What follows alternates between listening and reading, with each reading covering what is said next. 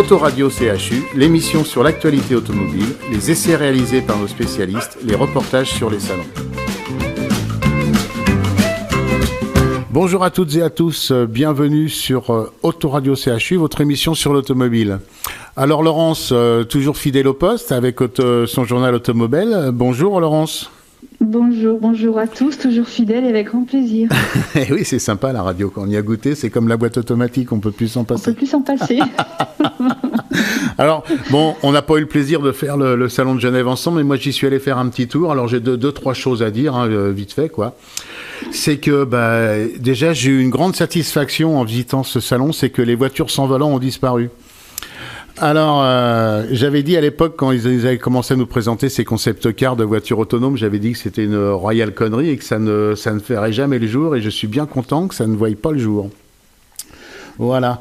Et maintenant, ils parlent même du pilote assist ou du ProPilot, là, enfin, peu importe. Ils le susurrent des lèvres parce que je pense que les voitures qui en sont équipées vont se traîner sec, ça va disparaître dans les oubliettes, cette chose.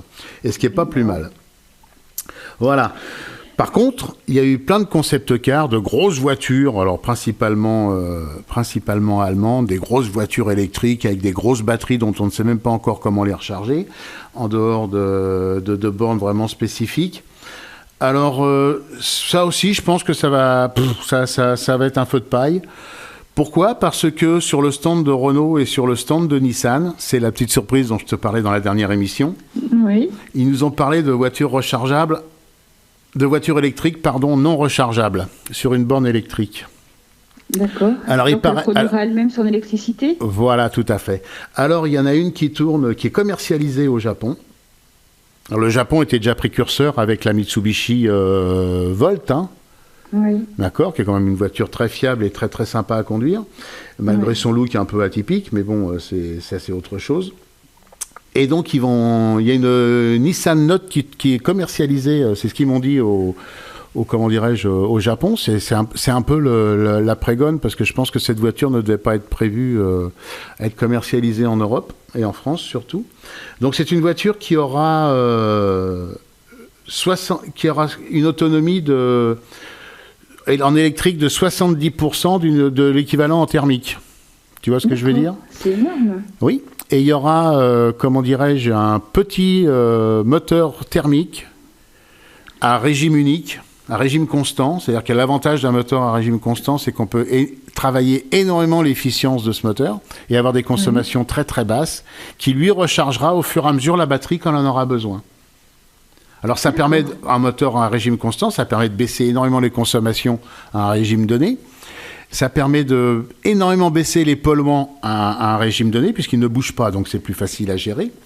Et donc, ils me l'ont annoncé chez Renault et ils me l'ont annoncé chez Nissan.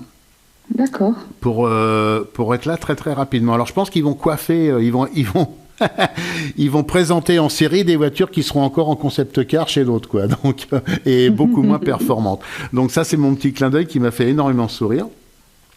Et le gars de chez Nissan, notre ami Alain, là, m'a dit qu'ils en ont testé une en France et ils ont fait 2,8 litres au 100. Ouf. Sympathique. Sympa. Sympathique. Et au Japon, elle est commercialisée pour 2 litres. Mais bon, après c'est des normes de pollution pour que tout le monde dise la même chose. On sait ce que ça vaut, quoi. Mais eux, ils ont fait 2,8 litres. Il m'a dit, nous, on a fait 2,8 litres, on a roulé normalement, parce que quand on fait les essais de consommation, il faut rouler normalement. Donc, ils m'ont annoncé ça pour très bientôt. Donc, voilà. C'était le petit scoop dont je voulais parler. Et puis, pour dire que, y en a qui présentent des trucs avec des puissances phénoménales pour rouler à 80 et des choses comme ça, qui, à mon avis, seront caduques très, très rapidement. Voilà. Voilà. Sinon, Genève, c'est Vivement le futur, alors. Vivement le futur. Et Genève, ça faisait un peu comme le salon de Paris. Il y a de moins en moins de constructeurs. Même à Genève. Même à Genève, ouais. Donc je pense que, puis, vu l'intérêt que portent les constructeurs aux petits journalistes comme nous, je pense qu'ils veulent partir sur une chose, mais ils vont se brûler les ailes aussi. Ce sera tant pis pour eux. Mais c'est pas grave, on continuera à parler d'automobile tous les deux. Hein ? Voilà. Sans problème, mais quand tu veux, et tous les jours, matin, midi et soir. C'est ça. Puis moi, je suis content parce que j'ai un regard de femme qui essaye des voitures et qui vraiment se donne à fond. Bon, alors, tu as essayé une voiture qui s'appelle la Suzuki Jimmy. Jimmy, le petit Jimmy. Sacré bagnole, ça. C'est hallucinant, j'adore. Mais je ne suis pas la seule à avoir adoré. Elle a peut-être plein de défauts, mais je crois qu'elle est tellement incroyable, finalement, qu'on lui pardonne tous ses défauts. Mais c'est bien d'avoir une voiture qui a des défauts et qu'ils assurent, parce qu'il y en a plein qui n'assurent pas et qui ont plein de défauts. Donc la petite Jenny, elle a vu le jour en 70 au Japon. En fait, elle faisait partie des fameuses Kikar. C'était les petites voitures qui doivent faire moins de 4 mètres de long, qui ont un cahier des charges très très strict. Et elle est arrivée donc en 70 au Japon. Il aura fallu qu'on attende les années 2000 seulement pour qu'elle arrive en Europe. Et la première, elle s'appelait Santana, du nom du constructeur. Elle s'appelait absolument pas Jimmy. Ouais, C'était la Santana. Tout à fait. Qui bénéficiait d'un petit toit hardtop en plastique qu'on pouvait enlever à volonté. Tout à fait, c'est bien. Donc ça a été un petit coup de foudre. Déjà, elle est dans des couleurs assez rigolotes. Ils ont sorti une espèce de jaune vert citron. On ne sait pas si elle est jaune ou si elle est verte, qui est mignonne comme tout. Très carré, façon Jeep. C'est un vrai 4x4. Elle bénéficie d'ailleurs du châssis en échelle de Jeep, donc c'est vraiment un vrai franchisseur. Voilà. Ça, c'est vrai que pour faire du tout-terrain, moi j'en faisais beaucoup avec du Santana, c'était quelque chose d'époustouflant. Ouais, et c'est toujours époustouflant, vraiment. Ouais. On a cru la mettre en difficulté, on l'a testé dans des terrains de neige fondue, de boue, on avait de la boue au-dessus de la garde au sol. Elle passait. Ouais, c'est clair. Incroyable. Ouais. Voilà. Pas de coffre, donc c'est ça, un des défauts qu'elle a, c'est pas de coffre, mais en revanche, les deux sièges arrière sont rabattables en un quart de huitième de seconde. Ça fait qu'on bénéficie de tout le volume des places arrière pour faire une grande plateforme en guise de coffre. Ouais, mais c'est un peu le problème de toutes les voitures, de toutes ces voitures qui sont obligatoires au Japon si on veut rouler, hein, parce qu'ils n'ont pas beaucoup de place et ils ont plein de petites voitures. Hein. Bien sûr, oui. Voilà, oui, les Kikar, il y en a, je sais pas combien de millions, mais. Sinon ils peuvent pas, s'ils peuvent pas prouver une place s'ils n'ont pas une place de parking autre part que dans la rue, ils ne peuvent pas acheter une voiture plus grosse. Donc comme ça, voilà. C'est réglé. Et alors, elle a quelque chose que moi, en tant que femme, j'ai beaucoup aimé. Donc ça va vous faire rire les hommes, mais tant pis. Comme c'est une voiture qui est fabriquée où ils pensent qu'elle va être beaucoup achetée par des artisans. Donc les artisans, ils sont en train de faire leur chantier, ils ont des gros gants aux mains. Eh bien, ils peuvent utiliser la voiture et l'écran de la voiture avec leurs gants. Ce qui vient que nous aussi, les filles, avec nos petits gants de filles à l'hiver qu'on aime bien conserver, on n'a pas besoin d'enlever les gants pour pouvoir utiliser l'écran. Ah, c'est pas mal ça. Ah oui, c'est bien, c'est bien, parce que comme ça, vous gardez votre style jusqu'au bout, votre look jusqu'au bout. Voilà, chic jusqu'au bout. Ouais, et c'est motorisé comment ça ? Alors, je dois avouer qu'au niveau de la motorisation, je ne sais pas trop, je ne me suis pas trop occupée, j'ai honte là. Il doit y avoir qu'un moteur essence, je pense, là-dessus. Oui, ça oui, par contre, c'est sûr. En revanche, ils l'ont sorti en boîte manuelle et en boîte mécanique, donc ça, je peux en parler. Boîte auto et boîte manuelle, tu veux dire ? Oui, pardon, excusez-moi. Oui. Donc là, c'est pareil. Ils ont mis que 5 vitesses sur la boîte manuelle et que 4 sur la boîte auto. Bon, c'est un peu juste. Ouais. C'est un peu juste. C'est une voiture qui est très très bruyante. Donc, rouler sur l'autoroute, ça va juste pour dépanner quand il faut, par exemple, faire les périphes. Mais alors, faire 8 heures de voyage avec, là, il faut oublier, par contre. Hein, c'est pas fait pour ça. Mais ils sont dans l'esprit 4x4 pur et dur. Hein. C'est l'objectif premier. Ça a toujours été l'objectif de cette voiture, un 4x4 dur et dur pour aller partout, passer partout, un peu comme la Fiat Panda, quoi. Je veux dire. Voilà. C'est ça. Donc, il faut vraiment rester dans cet esprit-là. Il faut le savoir quand on l'achète. C'est ça. Voilà. Et alors, le bilan ? Ah, moi, le bilan, pour moi, c'est très positif. Alors, sauf le prix est cher. Le malus, je ne vais même pas en parler parce que tes auditeurs vont couper la radio, donc je ne parle pas du malus. Elle est victime de son succès, donc il y a des mois et des mois d'attente. Oui, ça c'est clair. Ils sont dépassés par les événements, ils n'y arrivent pas. Mais après, voilà, c'est... On aime, quoi. Il y a tout. Il y a sa taille, son volume, sa bouille, sa couleur, sa facilité de conduite, sa facilité de se garer, la technologie embarquée pour une voiture comme ça. Enfin, ils ont bien ciblé leur truc, parce que c'est vrai qu'une femme, dès qu'elle voit ce genre de voiture, elle craque, quoi. Mais bien sûr, depuis le Santana, c'est comme ça, quoi. C'est une voiture qui a, comme tu dis, qui a beaucoup de défauts, mais je pense que ces défauts sont une qualité. Et parce que quand on a conduit avec ça, c'est rigolo, c'est marrant, c'est tout ce qu'on veut. Et ça passe partout, ça se gare partout. C'est une voiture qui est atypique et vraiment très très sympa, quoi. Et ça a toujours été. Mais c'est vrai que Suzuki, on croit que c'est un constructeur automobile qui, comment dirais-je, qui vend pas de voitures, mais dans le monde, il en vend énormément, quoi.